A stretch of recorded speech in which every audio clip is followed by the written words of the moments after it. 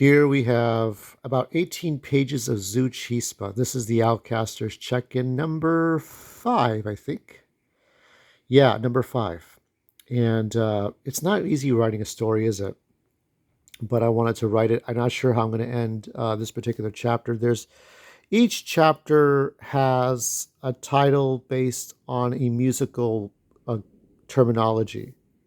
So it's just a lot of it looks a little comic book, but I didn't want it to be like I don't want it to be a long-winded narration. I know I kind of talking shit about other authors, however indirectly, but using some visuals, just going back and forth about it. Uh, I just kind of wanted to keep it as streamlined as possible, and that's what I've always been trying to do. Like I loved these characters since 1997, 2000, and onward, and I don't think I can do any more versions of them. You know, Gino is this guy who can transform into animals. He can transform into creatures, right? Rye has no arms and legs.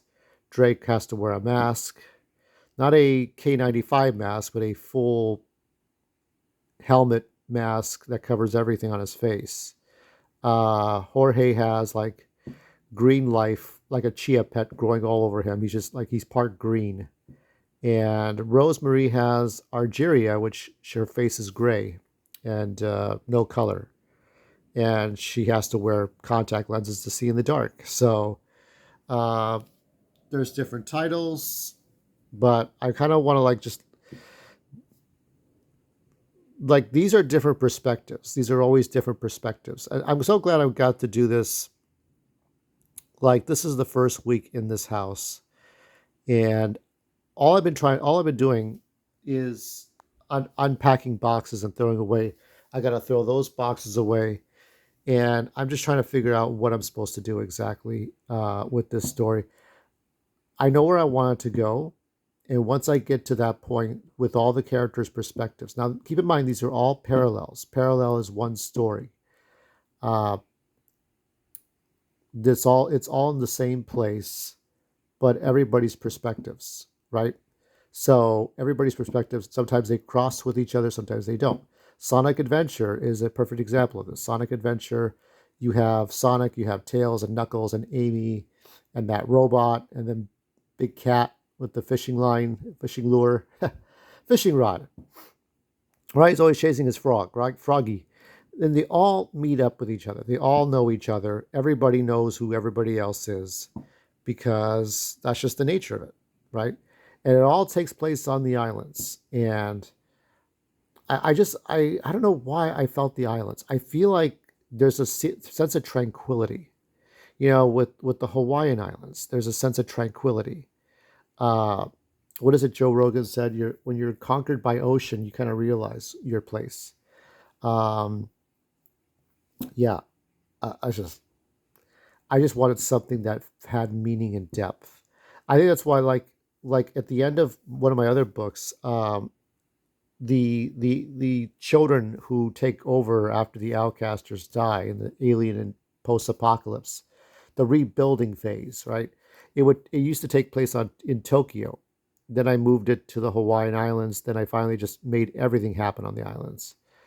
But this time, in these like 10 or 11 stories, 10 or 11 characters, there is no war, except there's one scenario of war, but it's not like a bloody war, and not a whole lot of bad happens. Um, but that's the only time I think that everything else has been about establishing peace, and uh, there are going to be two characters, father and son, who will go to war with each other over territory.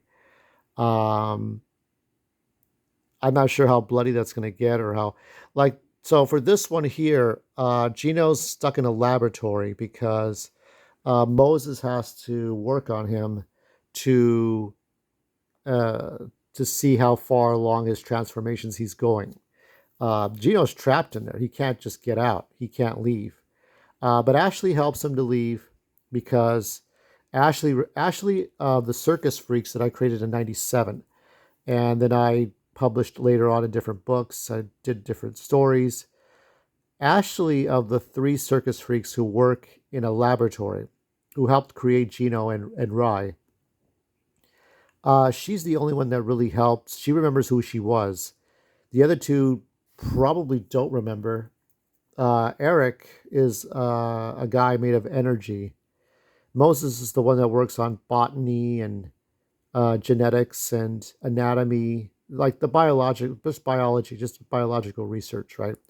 Ashley is more of the mechanic engineering research, and Eric uh, studies light, energy waves, radio waves, electrical energy. Like he just studies like what is the, but he is made of pure energy. So there's a very strange appearance of Eric, Ashley, and Moses. But Ashley is the only one who remembers her past lives, and she realizes that she could be a cunt face and not give a shit, but she's actually helping uh, the Gino here try to escape. And there's different variables. I mean, we have to also look at Zoo Chispa, the band. Okay, his girlfriend Kara, Stripey, the Tasmanian tiger, Chamaco, the old wood guitarist, uh, Hoel, who is the drummer. Uh, his fiance, is actually the a singer, and she plays a backup singer, and she plays the violin. Gino is the main singer who does the death metal, right? The death metal stuff, and in Espanol. So I'm trying to like, and in some of this I have music, and you don't worry about the music here. This music here that kind of goes up in a different little up and down. Yeah, don't worry too much. When I present this, I will play the notes. You will understand what it all means, as they always say. So this is my check-in. I don't work on my story on Sundays, and instead try to show all of you what I've been doing.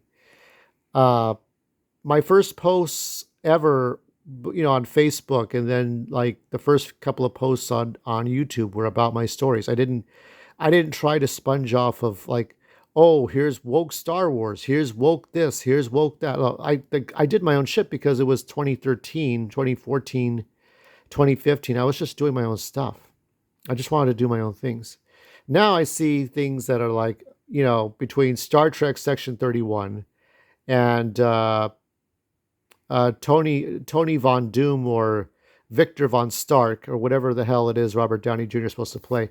I'm like, I just don't give a shit. I don't care. And they're going to overcharge for that Snake playset. Even if I was like dirty enough to go back on my word, which I don't think so. I think they're going to be corporate. Uh, I need an escape, and this is my escape. My escape is this, and going back to my stories, just trying to keep busy right now, and hopefully things work out for me. I'm not sure where I'm at right now. I'm not sure where I'm mentally at. Um, but I know that I want to keep these characters going, and there is an end to this. There's a finish line to this. I just have to figure out exactly what that is.